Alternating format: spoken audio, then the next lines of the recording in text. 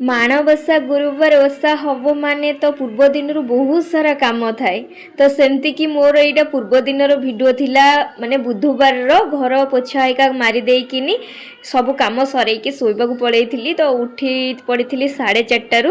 ତ ବାହାରଟା ଦେଖନ୍ତୁ କେତେ ଜୋର ଅନ୍ଧାର ହେଇଛି। ତ ଆଉ ଡେରି ନକରି ଜଲ୍ଦି ଜଲ୍ଦି ଗାଧେଇ ପାଧେଇ ଫ୍ରେଶ୍ ହେଇ ପଳେଇ ଆସିଥିଲି। ଗୁରୁବାର ଓଷା ମାନେ ସକାଳୁ ଟିକେ ଆମ ପୁରାଣର ଗୀତଟା ଟିକେ ବାଜିଲେ ଘରେ ଭଲ ଲାଗେ।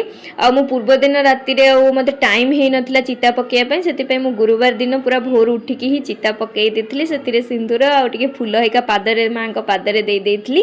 ତ ଏଇ ମୂର୍ତ୍ତିଟି ମୁଁ ନୂଆ ଆଣିଥିଲି, ତ ଭାବିଲି ଭଲ ଦିନ ପଡ଼ିଛି ତ ଆଜି ହିଁ ପୂଜା କରିନେବି। ତ ବହୁତ ଭଲସେ ହେଇକା ପୂଜା କରିନେଲି। ଆଉ ମୋ ଡ୍ରେସ୍ ଉପରେ କେହି ବି କମେଣ୍ଟ କରିବେନି, ଯେହେତୁ ମୁଁ ଓଡ଼ିଶାରୁ ମନେ ନଥିଲା ଶାଢ଼ୀ ଆଣିବା ପାଇଁ, ଓଷା ଶାଢ଼ୀ, ମାଣବସା ଶାଢ଼ୀ। ତ ସେଥିପାଇଁ ମୁଁ ଡ୍ରେସ୍ ପିନ୍ଧିକି ହିଁ କରିନେଲି। ତ ମନରେ ଭକ୍ତି ଥିବା ଦରକାର, ଡ୍ରେସ୍ କିଛି ବି କମେଣ୍ଟ କରେନି। Thank you.